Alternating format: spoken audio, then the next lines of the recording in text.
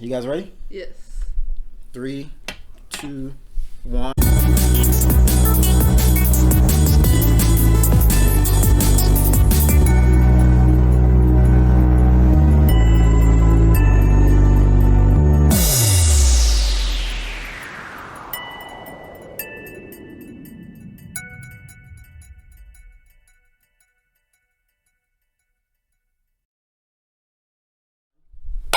Yeah, that was better. That was actually pretty good. Hell yeah. Welcome to another episode of Mofos with a Long podcast. And we have Darby here again. You know, you can tell about the background and everything. Yeah. So, first, you want to promote your business? Or you want to do So, I have a music business, teaching business. I've been a teacher for 5 years and I finally made my own company. It's called Face the Music Lessons. And you can go to facethemusiclessons.com to learn more. And it's only $25 a lesson. There's a free promo right now, free first lesson, and 1 month half off for limited time. Mm-hmm. Link down in the description below. Yeah.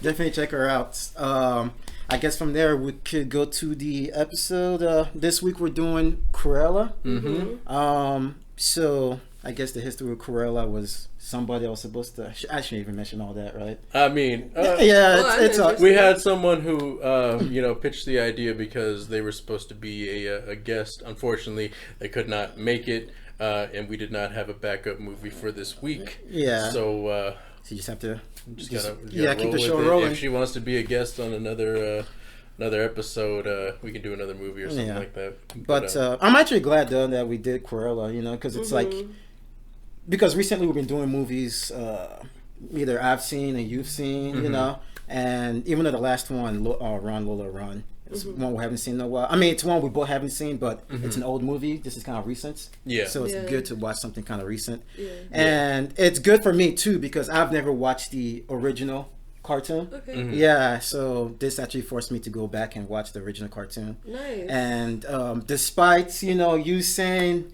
not to check out the live action, I actually checked it out this morning. Yeah, I did. What did you think? I liked it. You liked it? Yeah, I liked it. I could touch more about it because even though this is a different movie and a different tone, there's still some comparisons I want to make. But I'll touch on that later on. And what's your guys' history with Wonder Woman, Dalmations, and Cruella? And we watched the cartoon, right? Well, yeah, I watched the cartoon as a kid. Oh, okay. So, yeah. And I saw the one with Glenn Close, and I didn't like it as much as the... Yeah. It was entertaining. When did you see that one?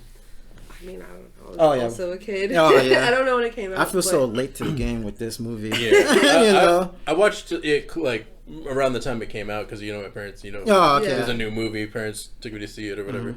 But this one I wouldn't have watched if y'all didn't decide. Yeah, exactly. Yeah, That's so I'm glad we did. I mean, we wouldn't have watched. Yeah, honestly, yeah. Exactly. So I'm glad. But I'm glad because we're doing movie reviews, so we have to watch. We can't just say not to like give my ideas out all the way, but I think it was a lot better than I anticipated. Oh, okay. Same. Okay. I'm going to be opposite of that, but I guess that's where the discussion comes. All right. Yeah, that's where the discussion comes into it. Right. But what did you expect actually?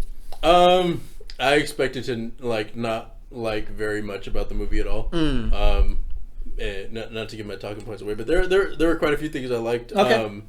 There are some questions which I don't think necessarily have answers. Yeah. And we'll get into that as we get into those parts of the movie. But yeah, honestly, I've never read the book. Have you read? No, I didn't even know there was a book until you mentioned it earlier. Yeah. What about no, I have not. Oh, I did ask that off camera. Yeah. I read the book. Man, I'm sorry. No, it's all good. What were your expectations with this movie? I thought it was going to be hella cheesy, and it was, but not as much as I thought it was going to be. Okay. And it was a gripping storyline. Okay. And, I was, rooting for her, even though she's, the villain, and I thought that was an interesting antithesis to her original character. So I thought it was just going to be, overacting, but I think they toned it down a little bit, so I liked it. Did you guys think it was a good prequel to the cartoon? Like, if you watch this in the cartoon, it kind of makes sense? I think that the cartoon is paints her out to be crazier and more villainous than this movie does. So like maybe if you want to say like post this movie, pre the other movie, something happens where like she gets like power drunk or something like that, and then turns into that villain maybe. Okay. It seems like she has a crazy streak too, like the way she was acting when she went home and she had like this whole outfit and her dudes were like, what are you doing? Acting kind of weird. So also counterpoint though, it seems like maybe this movie diverts from the original story, and we'll touch into that later. I wonder if I have like a different experience because I've never seen a cartoon. So for me, this was like my first foray into like this kind of story. So I wonder if my opinion is based on that, like watching this first before I went back to watch the cartoon, like where maybe like the correlation's kind of missing and stuff like that. And I know for a fact like there's a lot of Easter eggs and stuff in this movie that the first time I saw it, it just kind of went over my head, you know? Like it wasn't until I watched the cartoon and went back and watched the movie again, I was like, oh, okay, this is what they're referencing. Okay, I see it now. But I guess we could just kind of dive into the story as you mentioned. So we're introduced to Cruella in the beginning. You kind of see, like you said, she has like a mean streak, and we even see that. Well, her name is Estella, and she got the nickname Cruella because she could be kind of mean.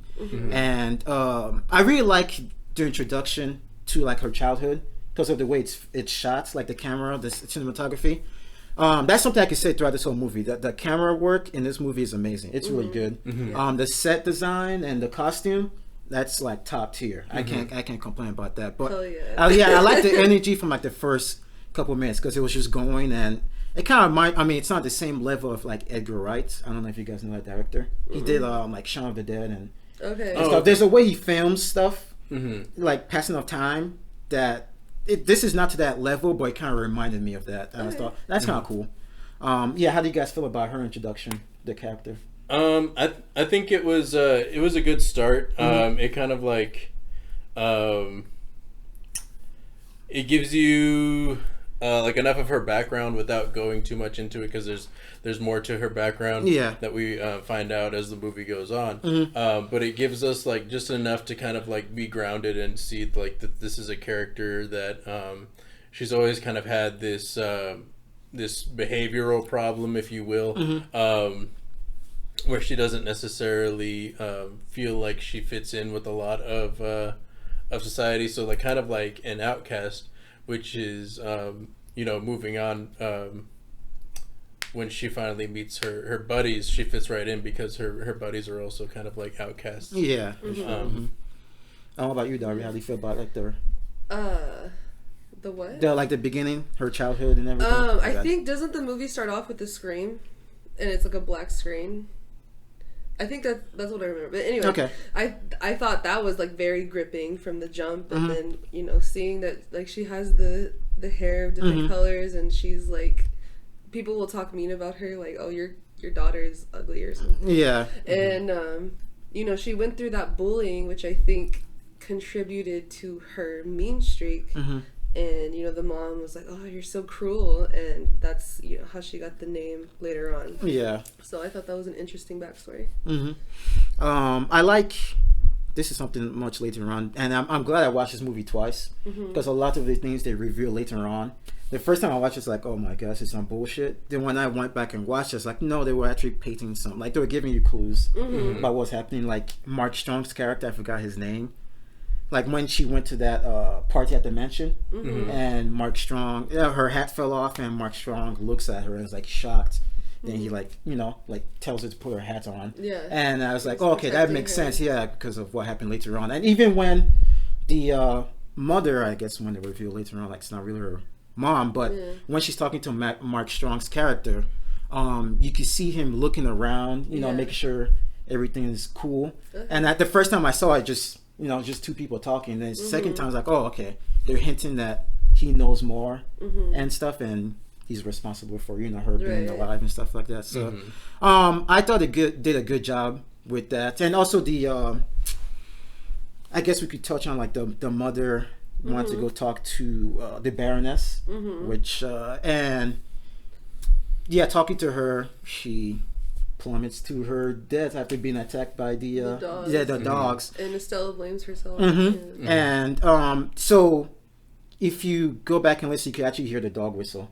Mm-hmm. Yeah. So at the first time I was like, no, that's bullshit. You know, when they revealed that, I was like, second time I was like, oh, I actually hear it. So, yeah. But how do you guys feel about the mother character and the Baroness and all that stuff? She looks like a mother with a troubled child who is like trying to figure out how to deal with that and how to make sure that she's going to be okay, and that she's like someone who can kind of fit in, even though she doesn't necessarily. She's trying to help her.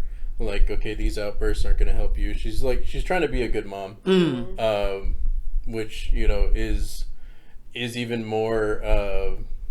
Like, shows more about her character when we learned that's not really her mom. Yeah. Which is like crazy because she's trying to be such a good mom to someone who's not even necessarily her kid. Yeah.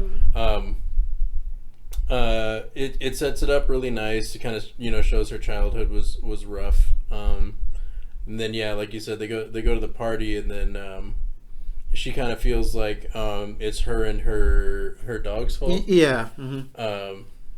That her mom plummeted, and so that's a very interesting thing for, and I think what goes into like her character development. What we see later on is that like a lot of where she went with her life, it has to do with like her carrying that guilt. Absolutely. You want to touch on that? Yeah, I thought she was at fault for most of the movie until that was revealed. Oh, okay. So, I don't know.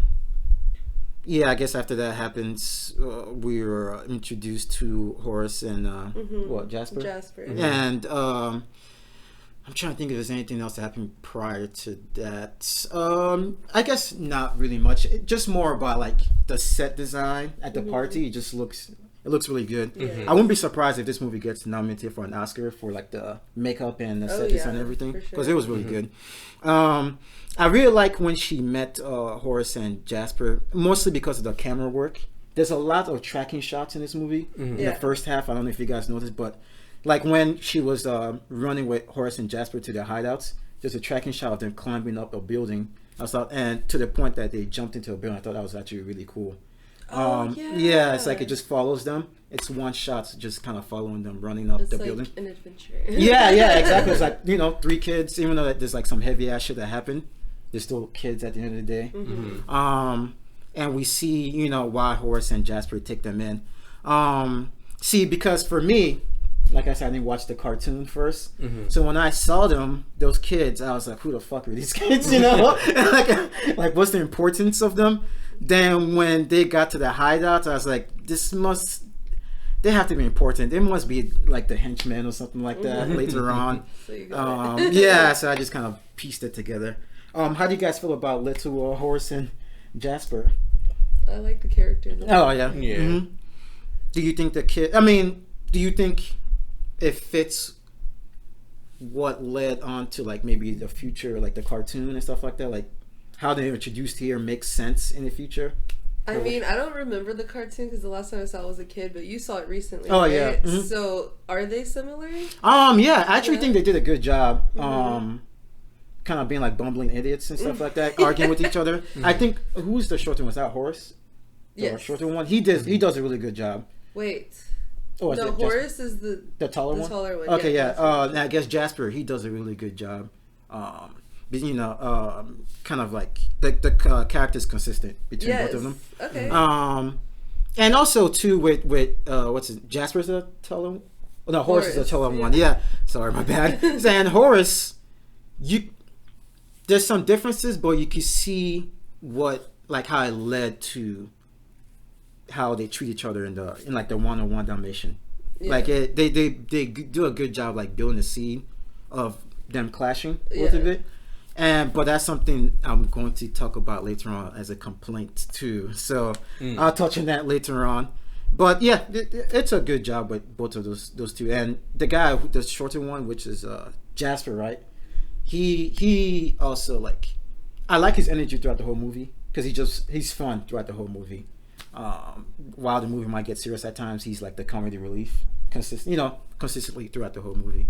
So I feel like I'm talking. No, you're good. No, like to go back to what you were saying, like a lot of that, like the camera work is really good across the film, and like that shot, I would be interested to see like maybe a crane, or maybe like a because I know now they got the drones, they can shoot in like 4K and 8K and all that good jazz. So maybe like an 8K drone. Like, I don't know how they did that, but it did look really good. And then also with the like the costumes and stuff like that, they must have felt a lot of pressure because you're dealing with a movie that's like set in the fashion world. Yeah, that's true. And so like when you're doing that and you're trying to showcase high fashion in a movie, like all of the costumes kind of have to be like over the top. Yeah. And I think consistently in every scene where we see a lot of people gathered, like there's no some people are meant to outshine others, and so their costumes are done up a little more, but none of the costumes across the board are like really lacking in anything. They're all kind of like extravagant. Yeah, that makes sense. Yeah. It's not simple. Oh yeah, definitely not. With the exception, I'd say, of like Horace and Jasper. Because they're not really like part of that world. Yeah. The grifters. But you want to touch on anything? Costumes? Yeah, costumes or Horace and Jasper or anything. I don't know if this is going too far ahead, but I liked all of Cruella's costumes. The one where she, lit the match and then, her red dress was shown. That was cool. I don't know. Oh, she went to go see Jasper and Horace after like she became Cruella. That outfit. I mean, she's just better. Yeah. That's something I was like, man, I don't know. I was like, is this movie really for me? Because I was watching it, I was like, there's a lot of female empowerment. I was like, that's good. But I was like, I don't know. You don't relate to the character. Yeah, I don't relate. I was like, I wonder because I'm a guy or anything. So some stuff I just had to tell myself, maybe because one, I don't like the high fashion world. That shit's annoying. Bougie as fuck, Yeah, so some stuff I just had to tell myself, okay, it's a personal bias, or I might not understand, so I can't really complain too much. But there are like a lot of things I think with the Estella and Cruella character that kind of bothered me. I don't know if I want to dive into it now or maybe once we get to that point of the transition. But we see like Horace and Jasper and Cruella, they're grifters and stuff like that. They're going around stealing stuff. And there's another tracking shot that shows them like stealing from like in a bus. And it's just one shot of them. And I thought you'd be impressed by this too, because it shows like how the dog is involved in their plans and stuff, and it had like the wallet in the mouth, and it's just a tracking shot following the dog out of the bus. I thought that was actually impressive too. Actually, like especially a dog too, You don't think it was CGI? I don't know. I think it was. You think so? For some shots, I do. Oh yeah, maybe. Oh, the dog was definitely CGI. Some of the shots, especially like. Later on in like the fight scene where it kind of gets thrown to the side. Oh, okay. That would be horrible. Well, yeah. That'd be horrible to do to a dog. Not the livestock. No, it's like, oh my god. Hey, but those cows looked real, bro. Those cows looked so real in that movie. It was horrible. Yeah. But no, that's one thing I would say about this movie is like the CGI wasn't necessarily top notch. Oh yeah. Yeah, I would say like a lot of it is like. Obvious, like you looking at these scenes, you're like, "There's no other way to do it but CGI." Yeah. But just the visual itself is obvious. Yeah, okay. You're not supposed to like be able to tell. You guys, can you guys give an examples of some scenes you noticed besides the dog and both her mom and her falling off the balcony? Like totally obvious. Okay. There are other parts where. I think it was less obvious, but I think what they did for the movie, and I could be wrong, I'd be interested to watch it behind the scenes. But I think most of the set was a partial set with like either green or blue screens, and then the rest added on. Okay, I can see that. I can see that. I could definitely see that with the mansion. How dark it looked outside. It's like it's kind of weird. Oh, that makes a lot of sense. But I feel like they didn't go overboard. They used it in spots that make sense. Mm-hmm. Yeah. But yeah, I mean, the movie still looked amazing. Mm-hmm. Yeah, throughout. And I guess with the grifting scene, we see like, you know, they're just three people just going around grifting and stuff. But you could see that Estella wants more with her life. By looking at that billboard that shows where she wants to work at. Mm-hmm. Yeah. I haven't seen this movie. I don't know if you guys have, and if you got the same feeling. So as she was looking at the board, and I was thinking, this kind of reminded me of Devil's Wears Prada. Okay, yeah. Have you seen that movie? Yes. Do you get the same vibe with this movie with that? Because it's actually, like she came to the business like, you know, like a fish out of water, and it changed her. Yeah. For sure, to be like, one can say boss. More confident or kind of a jerk. So, yeah. I also thought like the mean boss aspect too. Absolutely. Yeah. Another movie it kind of reminded me of too was I don't know if you guys agree.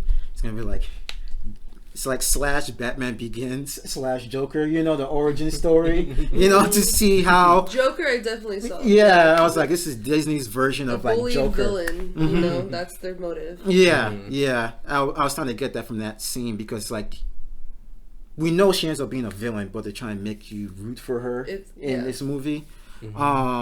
Which is kind of like one of my complaints because I was like you said, maybe there's something happened in the middle for her to go like batshit crazy, but I was like, I don't see how this person switches to that person. Right. I have a different theory. Yeah.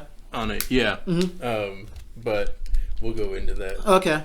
Well, yeah, that'd be a good discussion. I was also gonna say that she was kind of friends with, well, not really Roger. She like shared one word with him. I think. But you know, Anita, she was like, that was her best friend when she was a kid. And then how do you go? I guess they're gonna show it later. We don't know if there's gonna be a sequel. But how do you go from I'm gonna gift you a dog because you're my friend to I hate your dog? Yeah. So I guess we'll touch on that stuff later on, but I feel like that would be a good discussion between all three of us. Since you have like your theories. I have, we got something. But yeah, you guys want to touch on anything, you know, with the grifting and kind of before she starts working for that one fashion place? It explains a lot because without her becoming a grifter with like Horace and Jasper, a lot of the things that she has knowledge of how to do don't make sense. Right. Yeah. So it's set up really nice. Like it kind of just seems like it's following her life story, but it also serves like a higher purpose, and we see that later on when well, we'll get there. Okay. I was gonna say that I liked that they showed her doing fashion drawings as disguises, and that disguise kind of gave her that confidence to do those things. And I think she took on the same thing when she became Cruella. The same thing she was doing as a grifter. It shows how hardworking she is because she's like at night just working on the clothes and stuff like that, and it shows like her drive too that they established later on.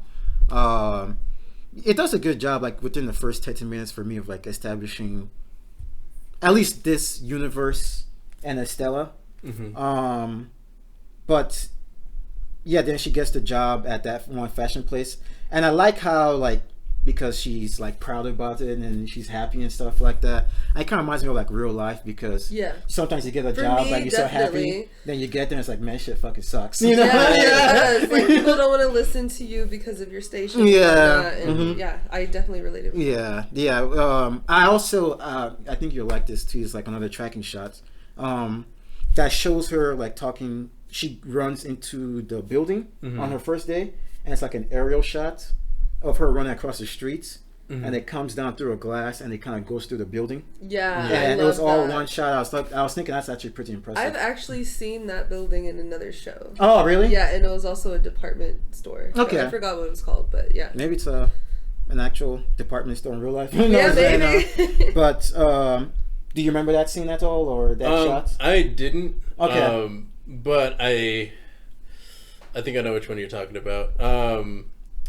like it leads to her before when she starts like cleaning the toilet and stuff. Oh, right. Yeah, that was... And it goes through all the workers. Yeah, all the show, workers, like, the door. She's and at the very bottom. Yeah. It was a good trick because you think, oh, she got the job. Yeah, like, here we go. Yeah, and yeah. Just doors slammed in her face everywhere, which totally relate to. So. Yeah. You want to touch? You guys want to touch on anything? I think she stayed because like it's just part of her character. Like she's resilient. She's willing to grind to get where she wants because she has like really big dreams. And you know she's willing to work from where she is, being a grifter. To work her way up into that world, and like Horace kind of like helped her. I thought they had a romance thing, but I'm glad they didn't go through with it. They might, but I'm glad that it wasn't that cheesy. You know what I mean? That's the cheesiness factor that I'm glad they left out. Okay. But the next scene, she gets drunk when she's told to clean her boss's office, and it's crazy how that event, which is like technically bad, leads to her success. I guess because she gets to like actually put her passion out there. But going back to your romance thing, I felt that like they're hinting at a romance thing between both of them. But I heard there's a sequel coming out. So. You did? Yeah, I read Thank God. So, we're gonna figure it out. So they might explain or maybe pushing. He says that might kill my theory.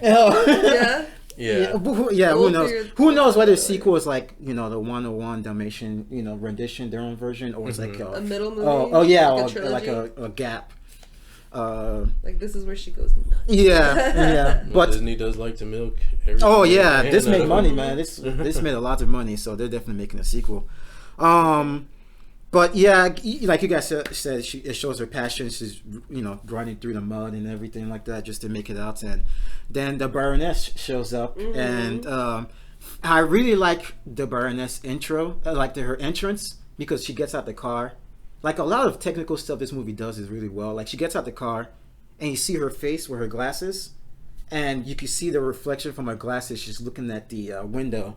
Yes, I remember that. Yeah, I thought, man, that's a really cool shot. That's amazing. Like, this is exactly what she's looking at. Yeah, it's exactly what she's looking at. And it just shows, like, because, as you see the Baroness, she's very, just, you know, she's charismatic, you know, but in her own way, she's just beeline. She just looks straight ahead. One-track mind, and that's it. But it shows how, like, she takes notice.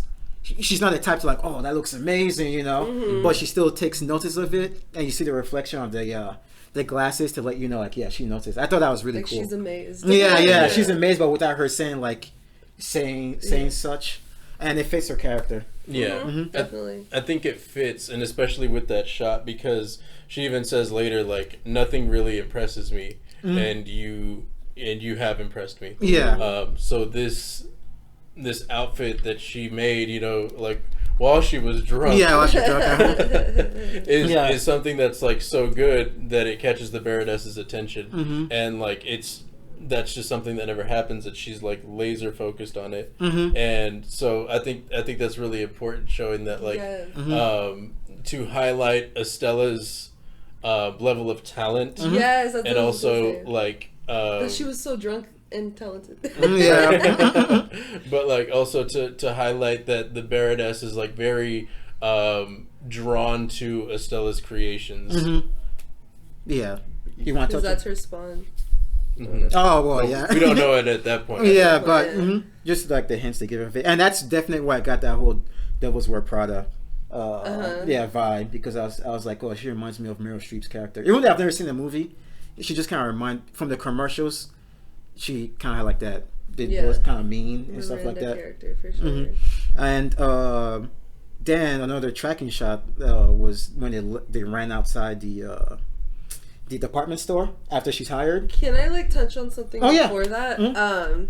I just realized this just now, but when the Baroness is talking to her boss, and he was like, I don't know if he said like genetics or breeding. Right? That's her daughter. And he was making fun of her breeding, you know? And it's just ironic. So that's all I want to say.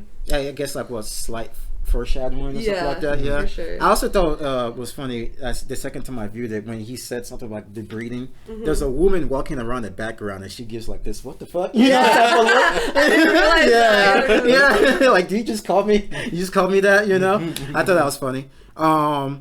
But yeah, then she runs out, and yeah, the last tracking, at least they have more tracking shots, but one of the last ones I noticed was when they run into the bus, it kind of follows them run outside the department store and onto the bus. I was like, man, they do a lot of technical stuff right in this movie. And the soundtrack, there's almost like a music in every scene, you know.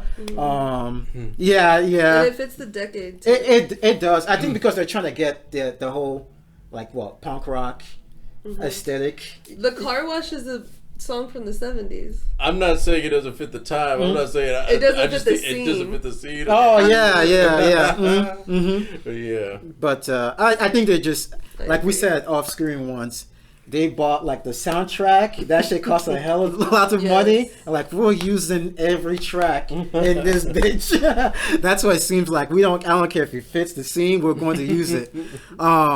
But for me, that's when the movie starts falling off, man. And yeah, for me at least. But if you guys remember anything you want to touch on prior to like, because I think after that she starts working for her, and we start seeing how the Baroness is, and I really like the Baroness character. To me, she's actually Cruella. Yes. To me. Yeah. And I was like, oh, okay. Like, it took my second viewing to realize, like, damn, I kind of wish. I'm glad she's in the movie as much as she is, because I feel like she carried the movie. In my opinion. She did. Yeah, and I was like, damn, this seems more like Cruella than Cruella. But it makes sense because it's Cruella's origin story. But I was like, she became her mom. Yeah, but there was like some things I was like, the movie was doing, they were hint at, but because they're trying to make Estella like she's the protagonist, you're trying to root for her. They would introduce something, then they were reneged. They were like, oh, well, we can't really go that far because she's the main character, but we're going to give you hints because she will do something like this in the future.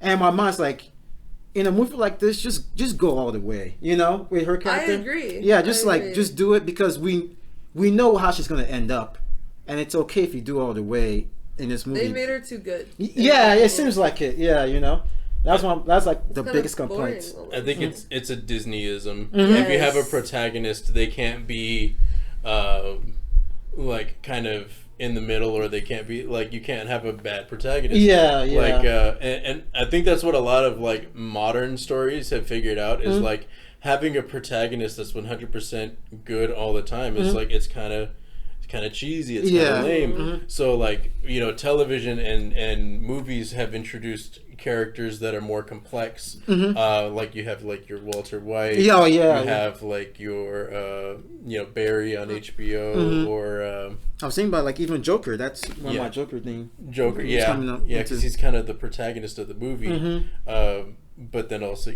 also he's bad. Yeah. See, I like that because I mean they're two different movies. But I kind of feel like, because this is Disney's version of Joker, to me at least, or their attempt. And I was like, with Joker, spoilers for Joker, but you see why he became the way he is, but he also does some evil shit. Yeah. To like, okay, even though I agree with you in the beginning, this is not how I would handle this situation, but it makes sense because this is where you end up being. With this movie, it's like, Estella, like, they would hint at something. I'll use one example. Like, this is way in the future with the dogs. Like, they'll make good fur coats. To lead to the movie. Then they, give her like a look. It's almost like a wink to the audience. Like, hey, remember, she's gonna chase these Dalmatians for fur coats. And then she's like, I'm just joking. It's like, no, like, just go all the way. It's fine because we know where she ends up. And you don't. And my thing is like, even. You don't have to say like she's joking. Just introduce the idea. Maybe she laughs about it. Maybe make people think like she's joking. They cut to another scene. But like when you constantly like renege, it's like, okay, like just have some balls. That's my complaints. But I feel like I'm diving all around. Because that was my biggest complaint about this movie was the character. It honestly don't matter. We don't have to go. Oh yeah, chronological time. If you guys want to touch on like the character and everything like that, or because you said you had your theory and like you counter that. I had because a sequel coming out could completely like throw this theory out the window. Mm-hmm. But because there's a shot where she goes to talk to Artie. Yeah. And he said something like, "Oh, you're the dog killer." Oh yeah, or something like that. And then she's like, "Yeah, that's what people are saying." Mm-hmm. And he's like, "You didn't." And she's like, "I didn't." But everyone needs like a villain to believe in. Yeah. I think what this movie is trying to do is kind of say like the iterations that have come before it were like people's rumors about the things that happened, and the story didn't necessarily go that way. Like there are some truths to the story. Like there's a Roger, there's a Anita, there is Cruella, but she's not as evil as like people make her out to be. There's a story about her kidnapping Dalmatians, and people went as far as to say that like she turned them into fur coats, but that wasn't true. And so I think that's my theory on the movie, is that this is supposed to be like a retelling where it's just like, oh yeah, all that other stuff was just rumors. Yeah, it depends how they do with the sequel, but with that, if you go with that to the cartoon, it makes no sense. Right. Yeah. Because in the cartoon, she's like straight up wants to kill them and everything. But think about this: they killed her mom. Mm-hmm. But that's the only thing I didn't like. Of course, like it's like her mom just couldn't die; she had to get killed by Dalmatians. Like, come on, man. It's like, come on. Can you just like separate things? Why else would she hate them? No, because she's just an evil person that just wants like for evil for the sake of being evil. Yeah, I think because this movie is trying to say people aren't all bad. Maybe they have a redeemable quality. Maybe. I feel like this is the wrong character to pick that from. Because she's so evil. Yeah, because she's so like bad. If they had like, it's like trying to do an origin story for Scar, Yeah, like Lion King. Yeah, trying to give him like a good like, oh, this is why he ends up being like, no, he killed his fucking brother, or that was his brother, right? Yeah, he killed his brother. Like you can't. People like that, you can't give redeeming qualities. Like, yeah, I know everybody maybe they have like their own origin and stuff like that, but with how Cruella ends up, this movie kind of contradicts that because they just wouldn't go all the way. It's like what can they show to children though? I know exactly. I know but my thing is like if you're going to hate on something, just let it be. Don't renege. They did it again with another scene. They did it again with another scene. I'll remember. But if you guys have some counterpoints, if they really killed the dogs, I think there would have been so much controversy and boycotting and against Disney lawsuits. I mean, that's what I think because people are very anti like. Yeah, people love their dogs, Yeah. But that's my point. Is I don't think I think this story kind of says that what we've seen in 101 Dalmatians is made up. Is what you see what I'm saying? That's your that she didn't really kill or capture any like Dalmatians or whatsoever. Mm-hmm. Like this is like the rumor about her, capturing 101 Dalmatians is made up. I think it's revenge. No, because if you see in 101 Dalmatians, she captures them. Right, yeah, that's what I'm saying. Is like this movie is saying this telling was rumors that people heard. So you're saying like, oh, like this, like basically what's it reimagining called? Or reimagining, like retcon. Oh, I see. Okay, like no, retcon the whole. I think she has the potential to still be evil, and that's just her revenge. I don't think it's discrediting the other movie. I think it can still lead into that, but we haven't seen what the tipping point is. Yeah, I mean, I guess I remember the other scene too. Is like they were saying like, oh, you can't become like, I'm trying to paraphrase, like saying like, you're gonna become a killer and stuff like that. She's like, well, I'm still young. Yes. Yeah, and then gives a laugh. Exactly. Yeah, but that's what I'm saying. Like, foreshadowing. just go with it, because then she's like, I'm just joking. You know, it's like, let it be.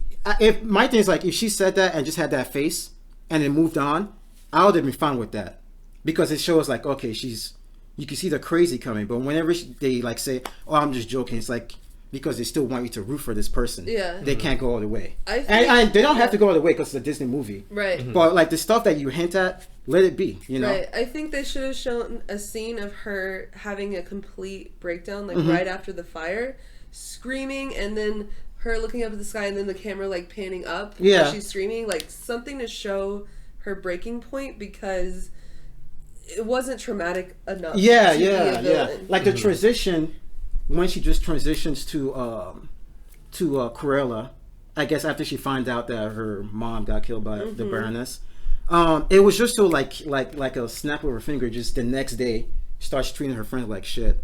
Yeah, ones that she, exactly. That was crazy. Yeah, I was That like, weird. that's nuts. But I'm glad the movie touched on that too, Yeah. because it shows like Horace and Jasper, like, I don't like this person, but because at the end they still want you to root for her. She apologizes for all that stuff. Yeah. But if you see 101 Dalmatians, she's that person. Yeah. You know. So it's like, Does it teeter until? yeah. goes all the So way? my thing is like, if you have done that, even just like let her be that throughout the whole movie. That's fine.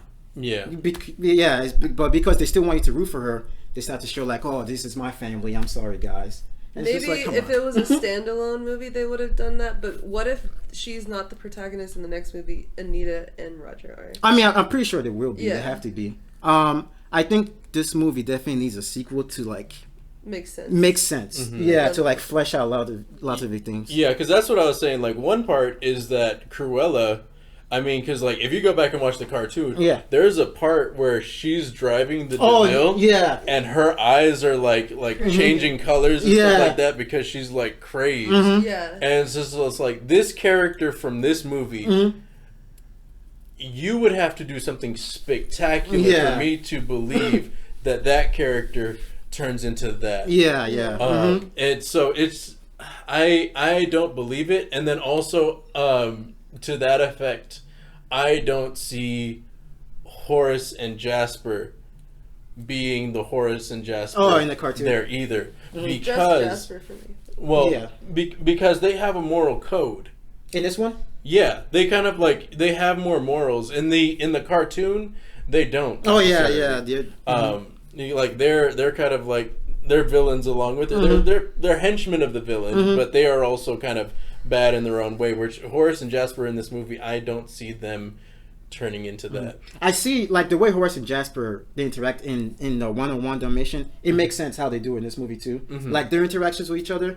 But I see what you mean, like how because they also just don't mind killing dogs and shit like that in the following movie. And yeah, that transition, like the sequel needs to like flesh out a lot of things that they introduce.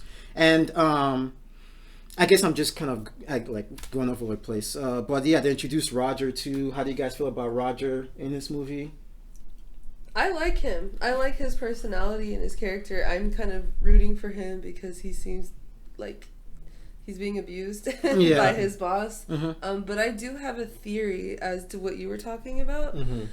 I think Anita Darling is going to defame Cruella. Cruella's going to want revenge. Like, I'm just going to take your puppies. I'm going to tell you I'm going to kill them, but that's just to traumatize you. And then Horace and what's his face? Jasper, yeah.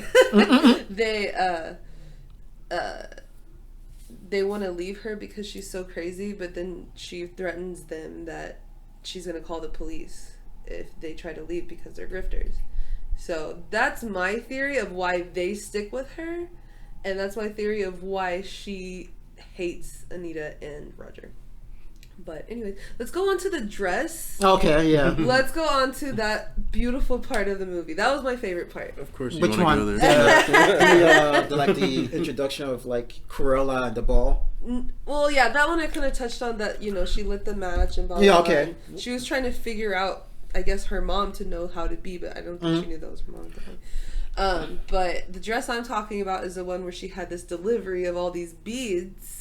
Oh, Turns out yeah. they were not beads. Oh yeah. And they were, you know, moths that were eating all the other clothes. So I thought that was absolutely genius. Yeah, that was That I didn't see coming. A lot of this movie was very predictable. The just the story was predictable. A lot of the dialogue, like when me and Darby were watching it, like I was guessing a lot of the dialogue correctly. Oh yeah, and I was like, yeah, this is cheesy and predictable. But that part, I didn't see that coming. That was really cool. That she made this dress that purposely was like so extravagant that the Baroness was like, okay, this needs to be in like my top dress collection.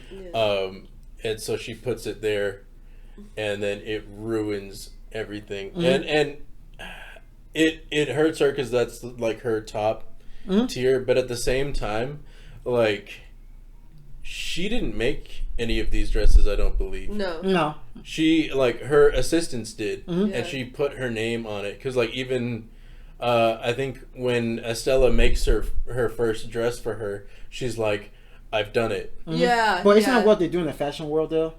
Kind of. Is it? Yeah, I think so. Yeah. In more industries than fashion as well. You know, take credit. I think so. But yeah, it kind of shows like her narcissism too, you know. Oh yeah, when she lets the moths kind of go over her, she doesn't even flinch. Yeah. I really like her character. Crazy. Yeah.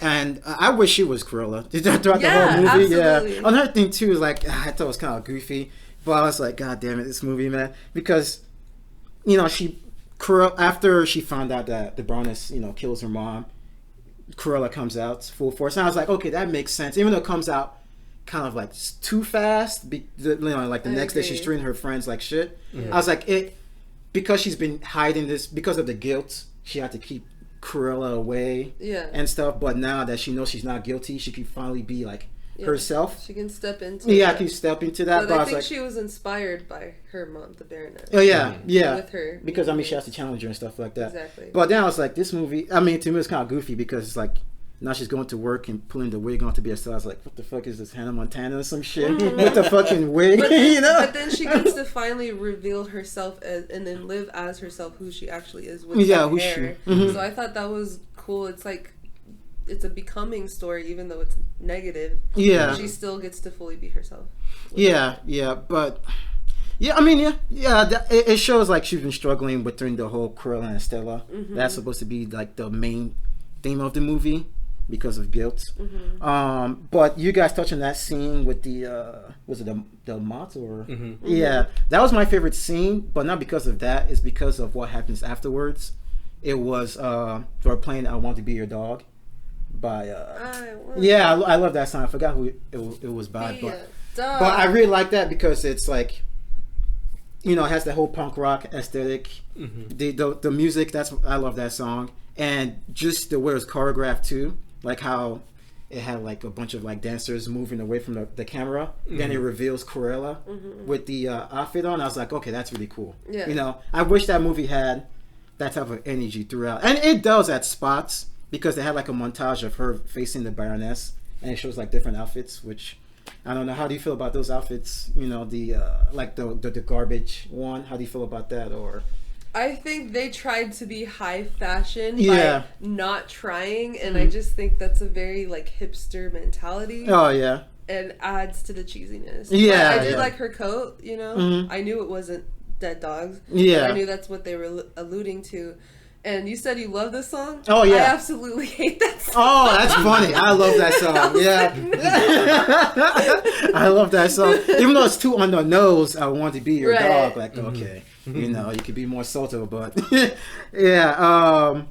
I, like you said with the cheesiness, when she got off the bike and she had the future pasted on her face. That was extra cheesy. Man. Yeah. Yeah, but you want to touch on anything so far? Not necessarily the fashion show. Because the garbage dresses and everything, that was like, I don't know. Drive away, drive away. Yeah, that was it's kind of like, see, I don't even have to try to be high fashion. Yeah. And then the past, like she had the dress go and just kind of peekaboo her face. I thought that one was better than the future, at least. Which one? She was in the car. Oh yeah. And then Cruella got on top of the car and then put the dress over the Baroness. Okay. Yeah. Yeah. No, I don't know. I don't think I should have watched this movie a second time. Oh, To be honest, yeah. There's and that's kind of like another point I have on like the movie as a whole. Mm-hmm. There's like memorable moments, Oh, like moments that really stuck with me. Like the outfits were impressive, the sets were impressive, the story. To me, it was a new story. It was, and a lot of it kind of made sense because it's like you're dealing with the fashion world. These people are going to be like stuck up. They're going to be uptight, which is going to clash with like kind of Jasper and Horace's upbringing, and we're seeing how that kind of clashes within Estella because this is kind of what she's been drawn to, but always kind of like had to push down because like she grew up a grifter. She grew up without, And the guilt too. Yeah, and the guilt as well. And then kind of like you were saying, like this is her chance to kind of let it fly. And I think she's kind of got like it starts as an act. Yeah. For her, as something like she puts on because they're trying to figure this out and she's trying to like fake her way to the top. But then to a point like she comes home to Horace and Jasper and it's like no longer an act because it carries back to the hideout and like they kind of start seeing it and they're like, hey, you're kind of treating us like shit. And then also like they're like, one, they're hurt because of the way that they're being treated, and two, I think like there's just a general sense of worry for her, like what are you becoming, like type thing.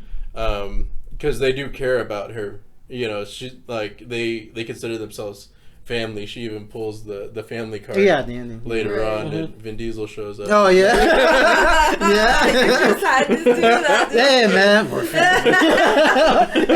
I mean, Mark showing his balls. They can just fucking deep fake Vin Diesel onto his head. Somebody do that, please. But I remember Horace also saying like she's the boss, like in a very like reluctant, sarcastic tone.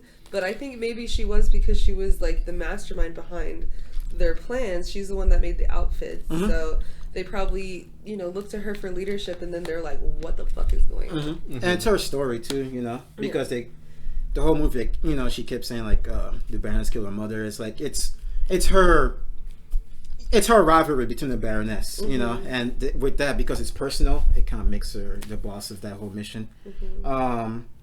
But more about the Baroness. She just every scene she was in, she just stands out. Amazing. She just directs the screen. Yeah, she really was. Emma Thompson. Emma Thompson. Yeah, not in the stone. Academy Award winner. Emma and Emma. Two-time. Yeah, Julia. No, what was that? Oh, that's a movie. Oh, okay. The two Emmas. The two Emmas. That's what they should have called it. Oh, okay. Yeah. To Emma DeVille. No, oh my god. And I was wondering when they were gonna play. Well, this is jumping to the end, but they played Cruella developed the song. Oh yeah. So what happens next?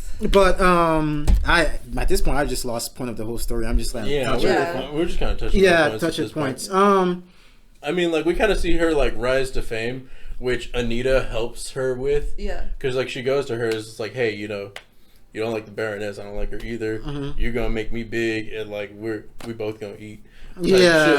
Proposal. Which like it ends up working out.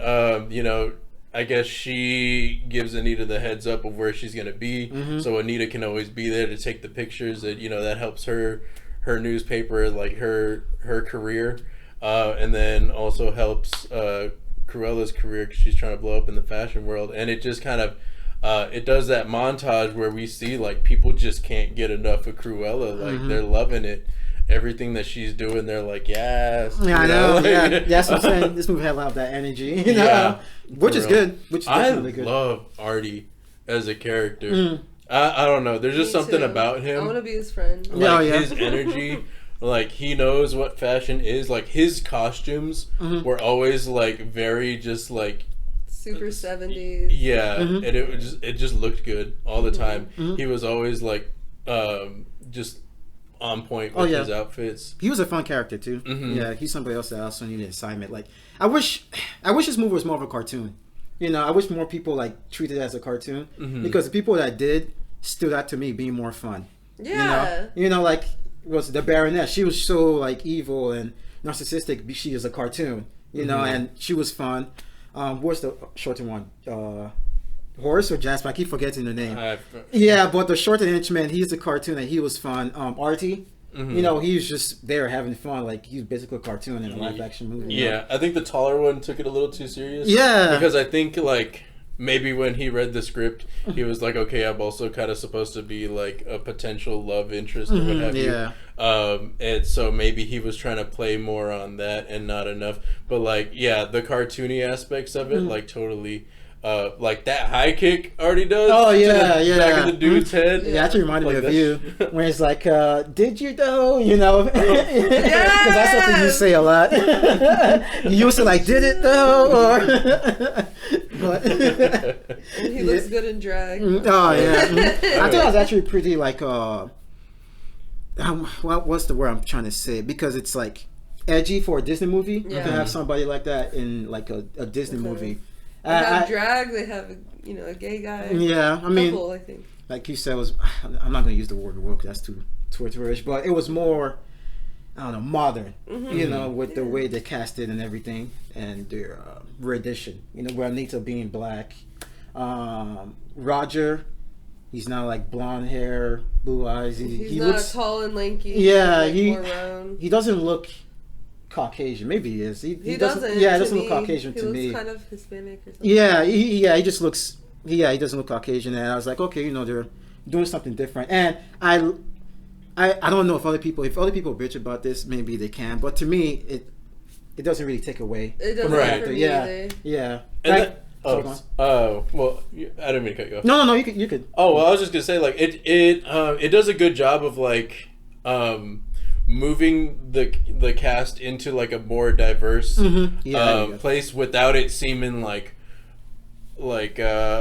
I don't know, like, oh, we're trying to be extra woke, or like anything like that. So I think that's one thing that it really did well is it gave a chance for like like these characters don't necessarily have to be all Caucasian, like because I mean it really shows like it doesn't matter. Yeah, it really does. The race of the characters. I mean like we were kind of playing around with like maybe they could have done the Baroness like a person of color, but that might have not made sense necessarily with Emma Thompson. The story.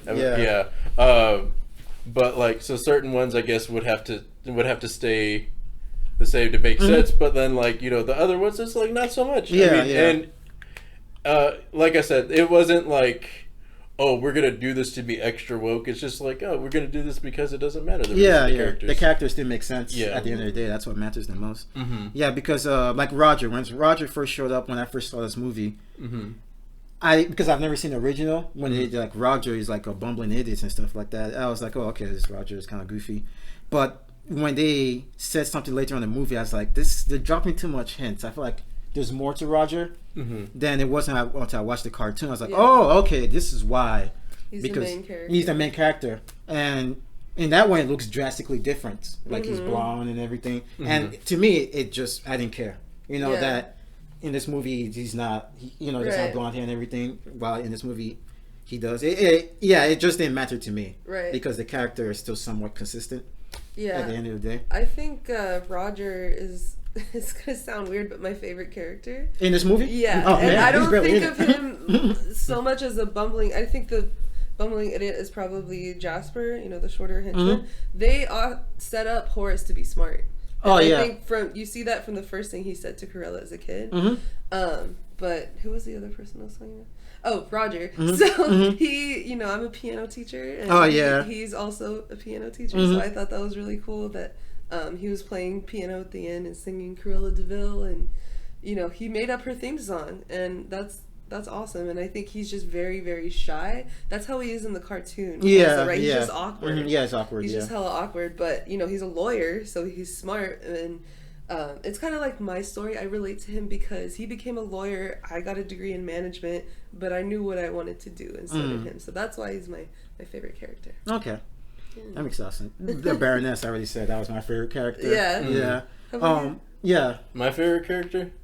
I don't know, man. Winks? Artie? Yeah, probably the dog. Oh, yeah. Either the dog or Artie. Yeah. I just thought, like, I loved Artie's energy. Kind of like you were saying, I wish people would have played their characters a little bit more exaggerated, because those characters made the movie more fun. Yeah. And kind of like Roger, I liked Roger's kind of like, I think a lot of his like kind of what comes off as like clumsiness or whatever is more like, I would say, nervousness probably around Cruella. Yeah. Because she's just like such a more actually he not really around Cruella, more the Baroness. Yeah. Because I mean that's what I meant. Okay. I'm so sorry. Okay. Yeah, the Baroness. Like, because she's just like she's my shoes. Yeah, she's just such a like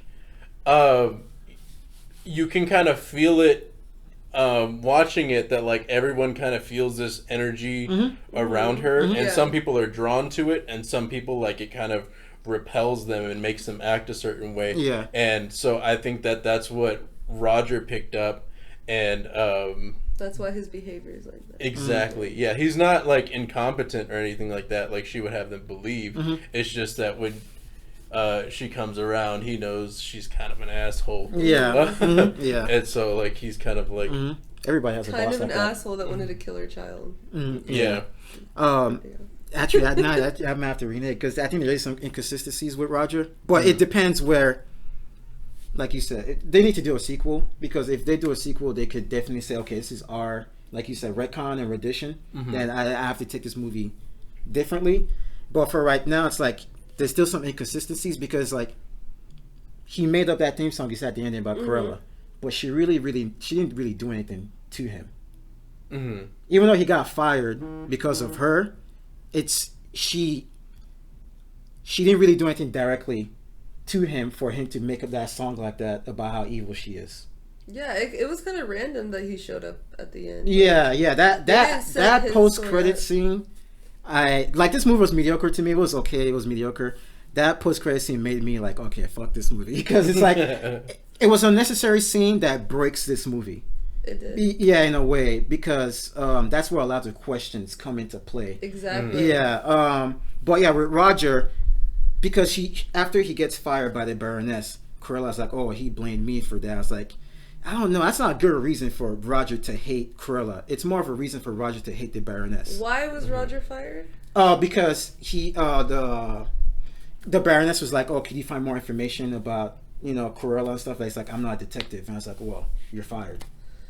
I don't think that had to do with Cruella. I think it had to do with him standing up for himself. Oh, but in the movie, in the end of the movie, he makes that song about Cruella. Kind of like he admires her, but he doesn't know her. No, in the original, because it's the ending is like an Easter egg to 101 Dalmatians, right? And that song, he talks about how evil Cruella is. Because like Cruella de Vil, he talks about how vile, how evil. If she doesn't scare you, no evil thing will. So it's like, why are you making that song about how evil Cruella is when, one, you didn't really like interact with her that much, and two, your hatred should be aimed at the Baroness, right.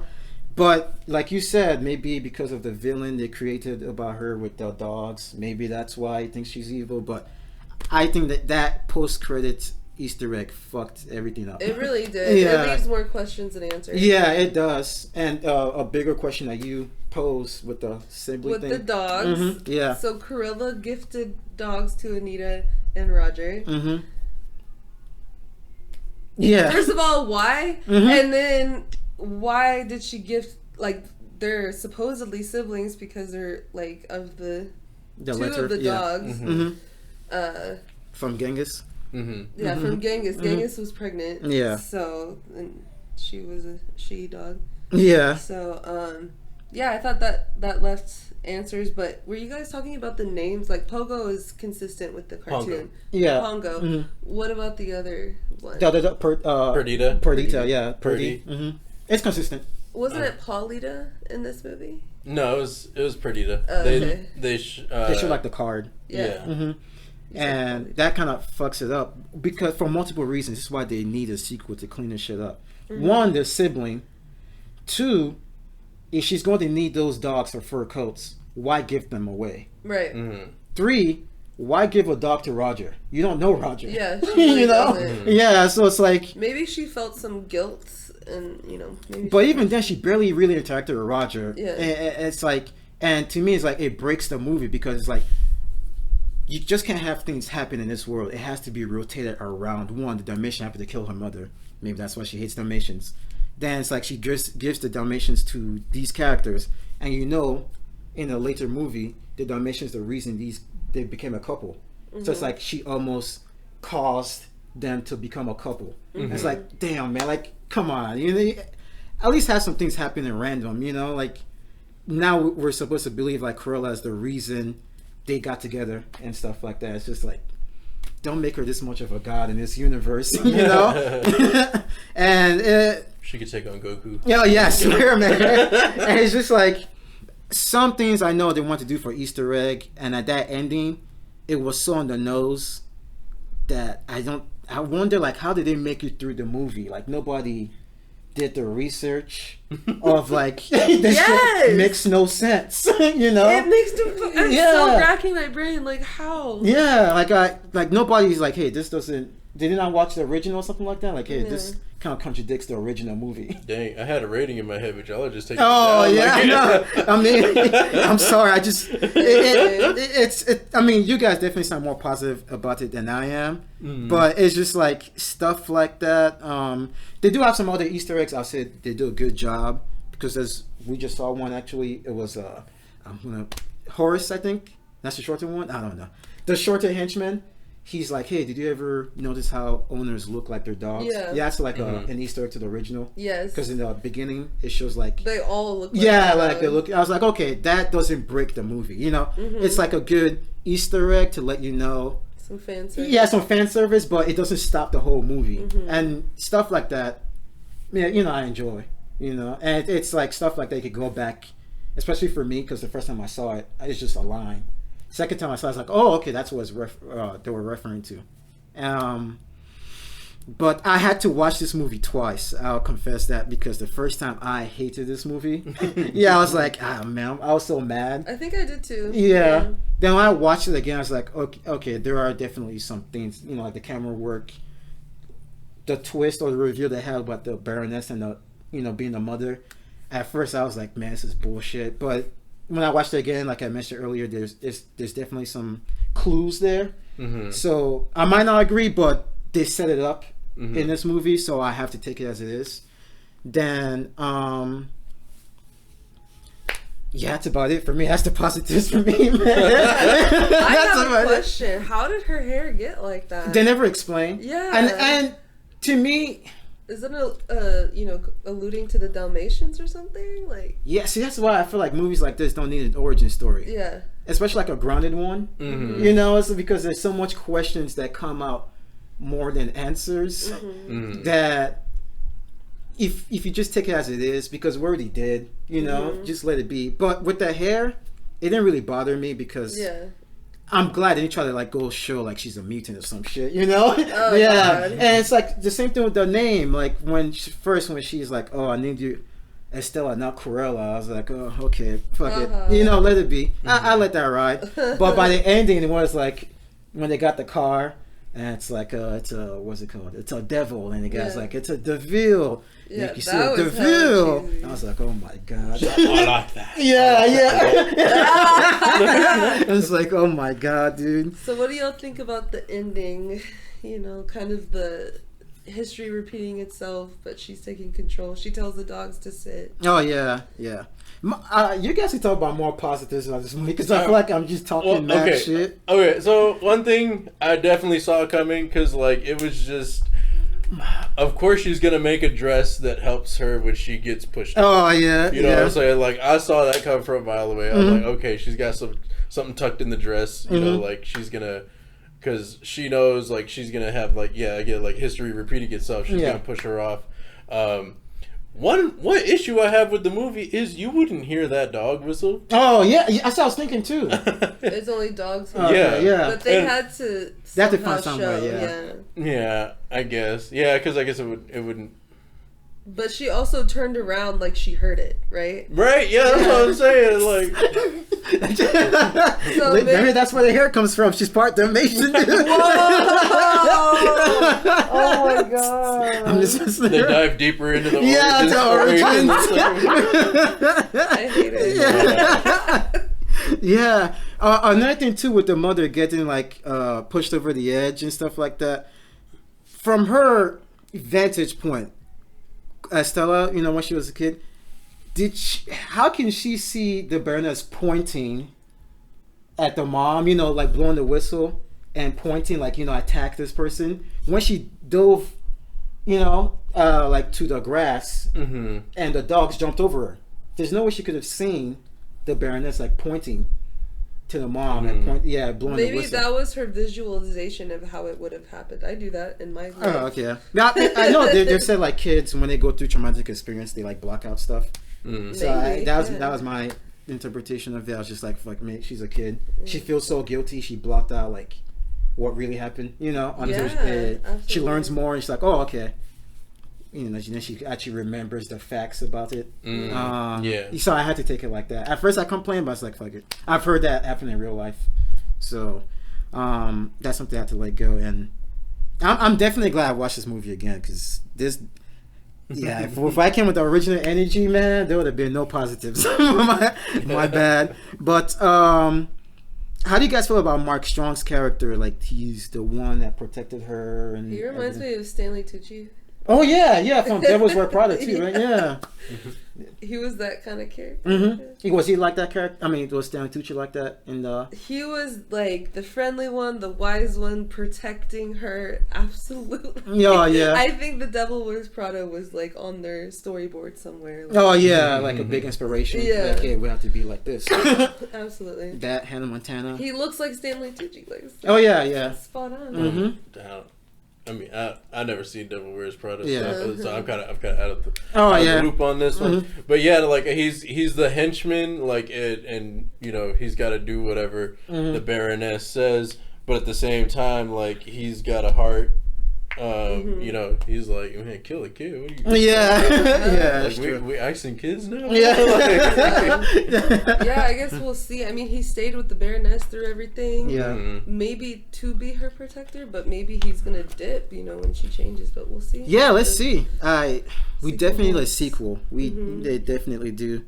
And like we said, there's one in the works. And I know you warned me not to go watch the live action 101 Dalmatian. I like that movie, as cheesy as it was, because of you get fight through the pain. But I like that movie more because of Glenn Close. Because she sells Cruella. Yeah, she was a cartoon. Yeah, like I was about to turn that shit off. Like, this is some goofy ass Disney movie. Until she showed up on screen, I was like, okay, now I have to see more of this character. And maybe this is my personal bias. I have to let go. There are two different movies, so this is more of an origin. I just have to take it as an origin, and more of a grounded origin. I think that's the wrong angle to go with this character, but I can't. I was doing some comparisons, like Glenn Close played more fun, more cartoony. It made her stand out, while with this one it seems like they're trying to be more grounded, more Batman Begins-ish with it. And I was like, there are two different movies. I have to just judge them separately. But I would say, like, I wish this movie was more cartoony. I think it would have been more fun, or like it would have more memorable moments, like you were saying, but yeah, you want to touch on? I think for the script, because when you're an actor, like, that script is what you have to go on and to pull from.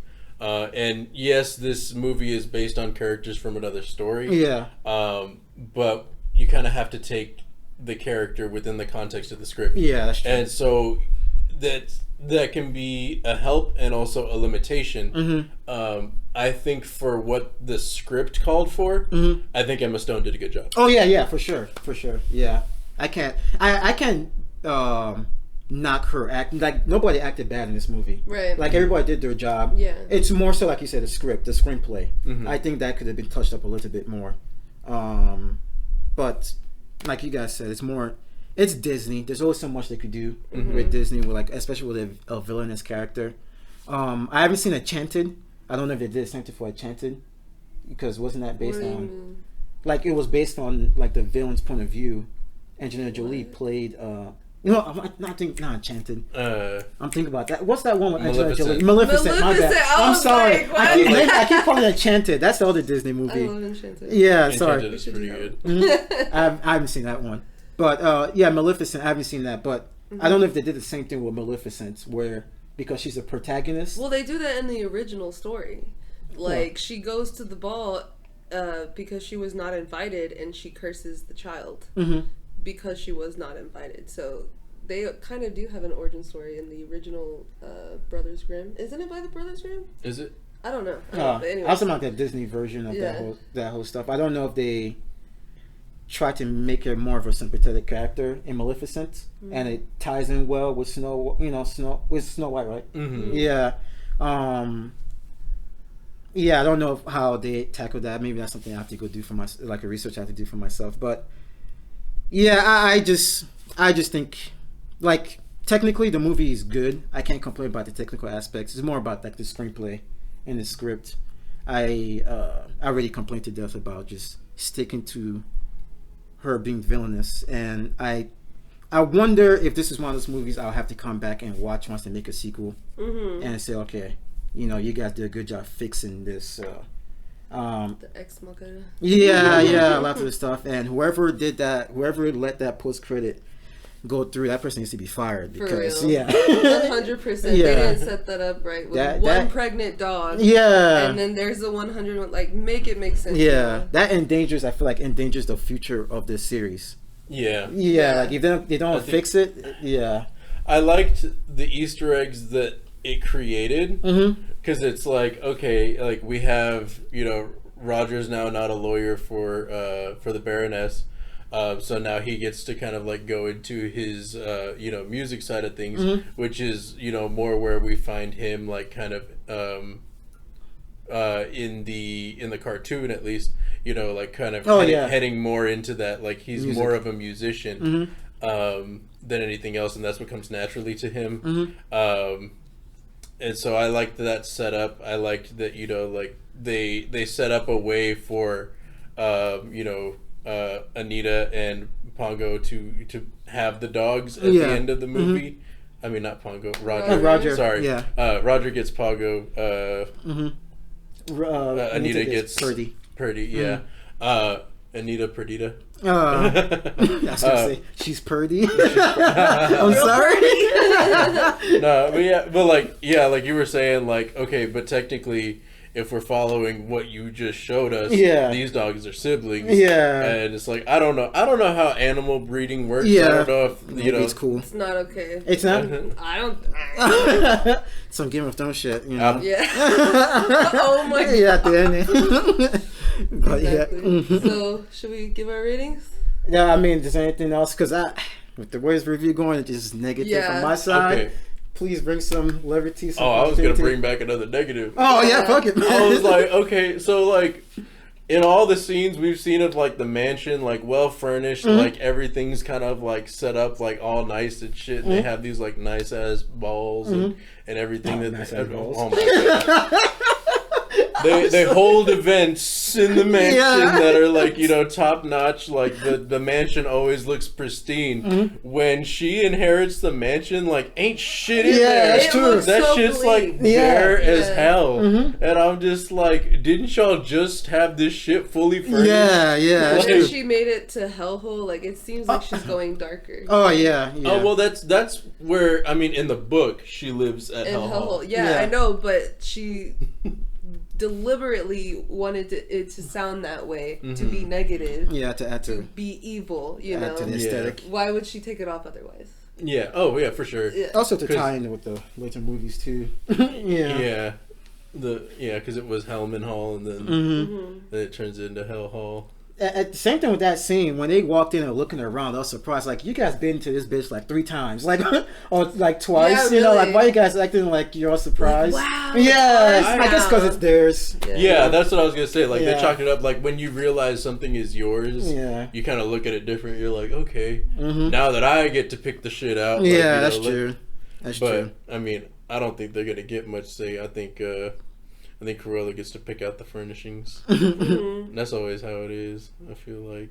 I wish this goes into like just the whole Cruella thing. I wish she didn't apologize, because as much as I didn't like the Cruella character in this movie, if they just, I don't already complain about this, just stuck to it. I feel like the scene right before like the ending scene at the mansion, I feel like that wasn't necessary. Like if they had it and maybe she just admits like, yeah, I'm kind of going crazy, but maybe don't have her apologize. You know, just When did she apologize? at that scene when she calls them their family.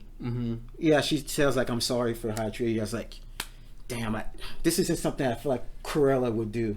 You know, apologize. But think about how old Cruella is in the cartoon. She's like in her 80s or something. This woman's 24, I would say. Right? But depends about like Anita and Roger though. Yeah, because they're kind of. Yeah. So I think they're changing the age of her. Yeah, that's what I'm saying. Like a sequel would fix a lot There of this has shit. to be something horrible that happens. Exactly. Yeah. And I think with the way this movie stands, it doesn't. Like how you said, your theory with the sequel, even though you feel like a sequel might throw it off, I feel like a sequel might be the best thing because it could breach that gap. Because without that, this movie won't be consistent. You know, like it won't make sense. It doesn't streamline really well. Like she was saying though, like it would have to be something like drastic for me to believe it. Yeah. As far as the story.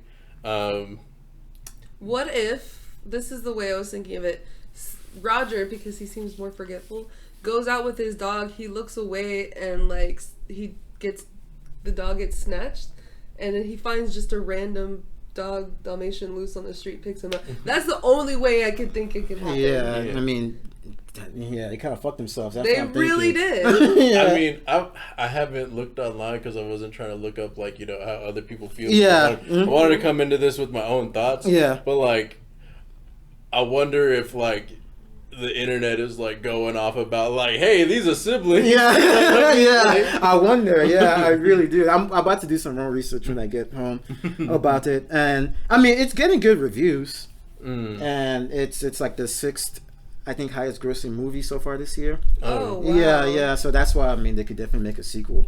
So, Well, I've seen some not so great ones this year, to be honest. well, some great what? Not so great movies. Oh yeah, come out this year. So.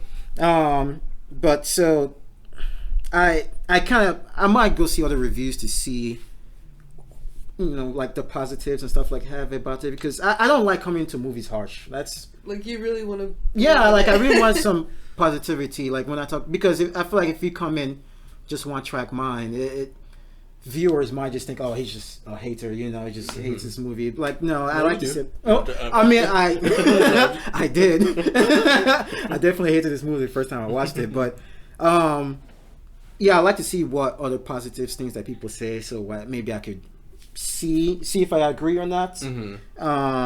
And I see different points because, you know, it's my opinion, it's my, you know, it's just how I view the movie. So I would like to see counterpoints. You know, if you guys could bring up some now, if you know, like you kind of feel. For me, I relate to the movie. I relate to the character. Okay. And so I kind of liked that she was good because you just know the other shoe's going to drop at some point. So that would make me more interested in seeing the sequel. Yeah.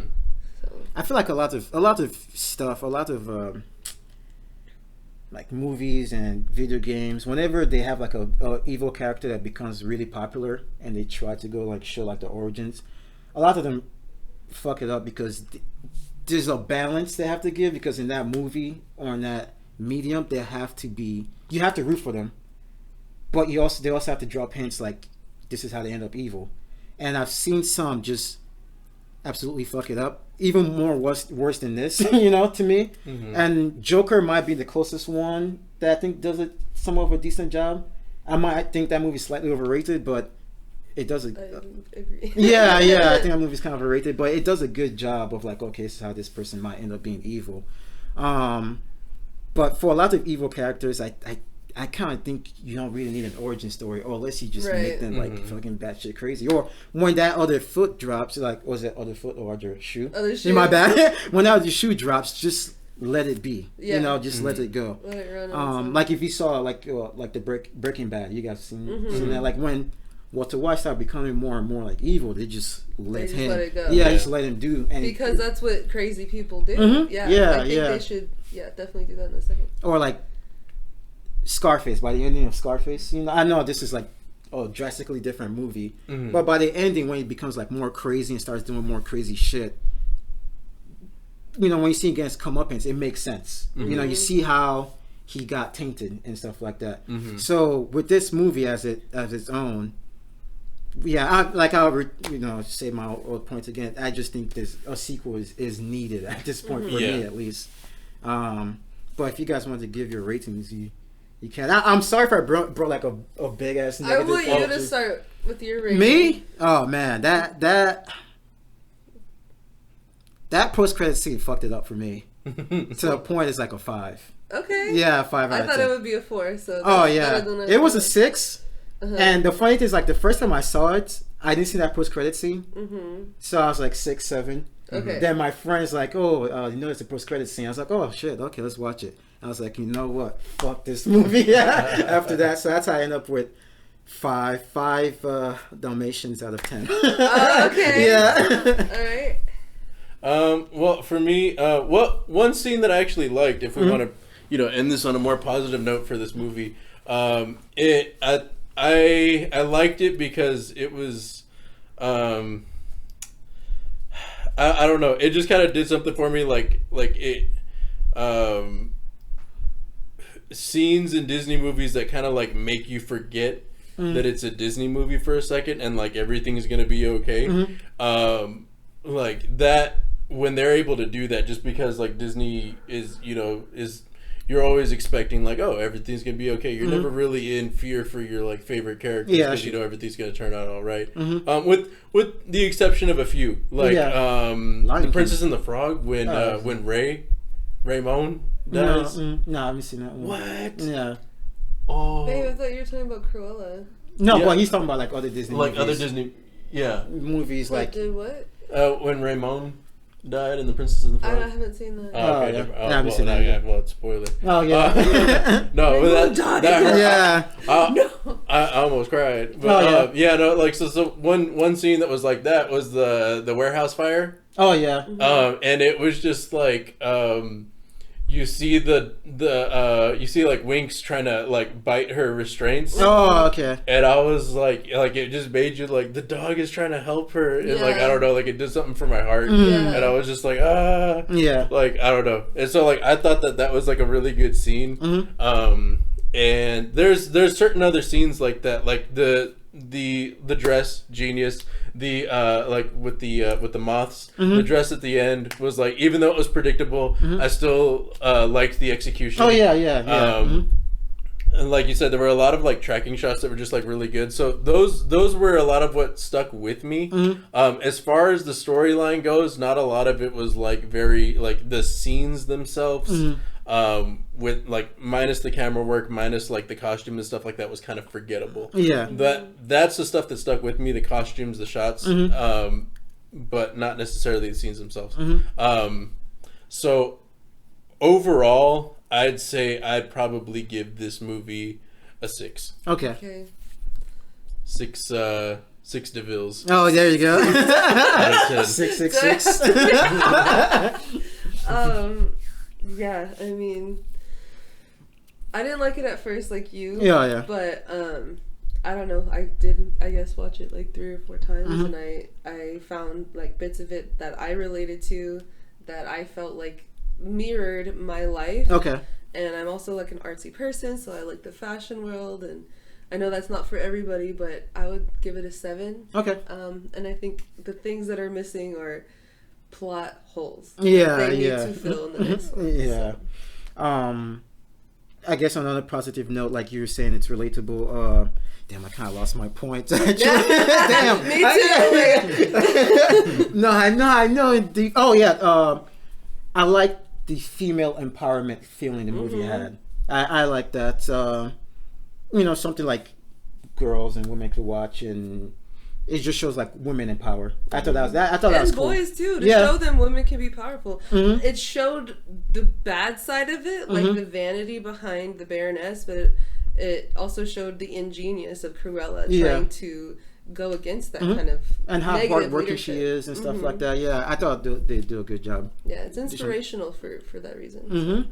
If you take it as it is in this one, unless just don't watch the sequels. Think about how kids think about it though. Like they don't read into it as much as we do. Yeah, so they sure. would probably rate it a bit higher. So. Yeah, I think so. I think if kids don't know about like the 101 Dalmatians, if they just take this movie as it is, maybe they might have a better experience with the movie. That last scene, yeah. Maybe we kind of. I can speak for myself for sure. Maybe I suffer from it because there's other materials there that I could go and see, like to compare, to see, and stuff like that. So maybe it hurts my experience. But yeah, like you said, maybe kids watching it, they'll be inspired. And yeah, but and I really hope moving forward they do their own rendition. Because then it could make a lot of things make sense. If they want to make them siblings, do some Game of Thrones shit, fuck it, let them do it. If they want to. Well, I guess we gotta wait and see. Yeah. So, I just hope fuck it, just do your own thing. We're gonna review the sequel when it comes out. We might as well, man. Yeah, might as well. But my burning question is, when are we gonna get John Cusack on the? Oh no! John Cusack hit us up. I'm sorry about what I said. Hey. Podcast. I didn't mean it. I kind of did, but still, hit us up.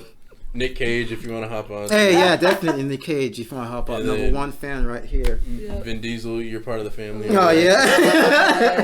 And please like and subscribe. Yeah. Definitely check out Darby's business. We're going to put that down in the description. Click, learn some music. You could learn, Cruella de Vil music. And that can be your first for sure. Yeah, I can learn that song. First free lesson, y'all. Yeah, there you go. But any lasting words you guys want? No, just like you said, man, like, subscribe. Hey, we'll leave be comments. Doing our thing, if you think I'm a hater, let me know. You can roast my ass there. If you don't need no comment for that. You're a hater. Leave comments how you felt about the movie. It definitely would be appreciated. And we out. Peace.